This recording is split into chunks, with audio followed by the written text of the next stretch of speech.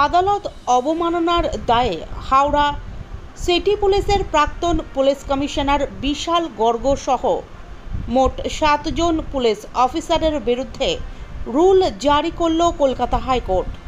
প্রসঙ্গত 2019 সালে হাওড়া আদালত চত্বরের ভেতরে ঢুকে পদস্থ পুলিশ অফিসারদের নেতৃত্বে আইনজীবীদের ওপর পুলিশে লাঠিচার্জের পাশাপাশি বাইক ভাঙচুর, কাঁদানে গ্যাসের সেল ফাটানো, এমনকি বিচারকের এজলাসে পর্যন্ত ঢুকে পড়ে বলে অভিযোগ।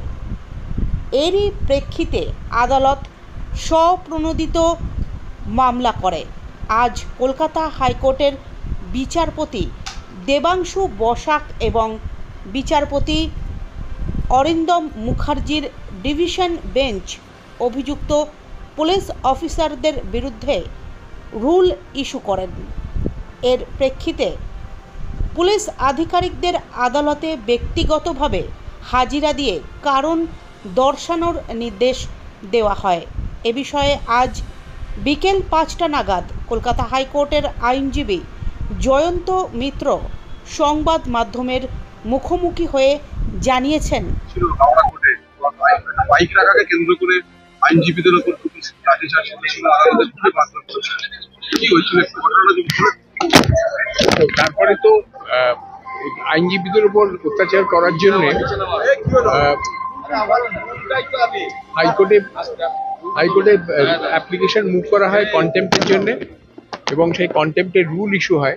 আজকে জজ সাহেবরা জাজমেন্ট দিয়েছেন, যে রুল ইস্যু করেছেন তার মানে হচ্ছে যাদের এগেনস্টে কন্টেম্পট অ্যাপ্লিকেশনটা হয়েছে তাদের সব কল অপন করা হয়েছে যে তোমাদের কিছু বক্তব্য থাকলে বলো।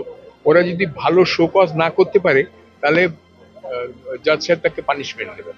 মানে যে কাজটা করেছিল সেটা আদালতকে অবমাননা করা হয়েছিল, সেটা কোর্ট সেটা কগনিজেন্স দিয়েছে, এবং সেটা নেওয়ার ফলে এখন রুল ইস্যু হয়েছে। এখন যাদের এগেনস্টে আমরা অ্যাপ্লিকেশন করেছিলাম তাদের এখন কারণ দর্শাতে হবে। এই কারণ দর্শালে তারপরে যদি সেটা মনোপুত না হয় তাহলে রুল অ্যাবসলিউট হয়ে যাবে, তার মানে হচ্ছে তখন তারা পানিশমেন্ট পাবে।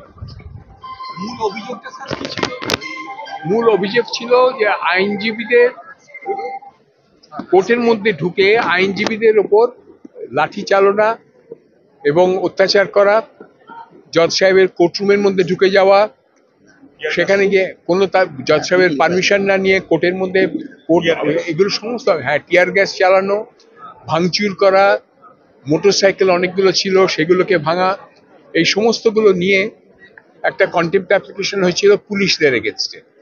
তাতে সিনিয়র অফিসার পুলিশেরও অনেকে ইনভলভ ছিলেন, ছিলেন, এবং তাদের এগেনস্টে আমাদের অভিযোগ ছিল। সেই অভিযোগটা জজ সাহেব শুনে, অনেকদিন ধরে শুনেছেন, শুনে তারপরে আজকে রুল ইস্যু করেছেন। রুল ইস্যু করা মানে হচ্ছে তাদের কারণ দর্শাতে বলা হয়েছে যে এই কাজ যেগুলো করেছে সেগুলোর কারণ কি করেছে, এবং সেগুলোর যদি যুক্তিযুক্ত উত্তর না দিতে পারে তাহলে সিরিয়াস কনসিকুয়েন্স হবে, তার ওদের কাছে পানিশমেন্ট। কবে লাঠিচার্জের ঘটনায় হয়েছিল কি মিউনিসিপ্যাল কর্পোরেশনের এমপ্লয়িরা এসে কোর্ট প্রেমিসেসের মধ্যে ঢুকে অরাজকতা, অত্যাচার ইত্যাদি করেছিল, অ্যাডভোকেটদের মেরেছিল, সেই সমস্তগুলো সব শুনে টুনে জজ সাহেব রুল ইস্যু করেছেন যে এই কাজগুলো করেছে সেগুলো ঠিক করেছে কি না করেছে, ওরা উত্তর দিক, তাহলেই আমরা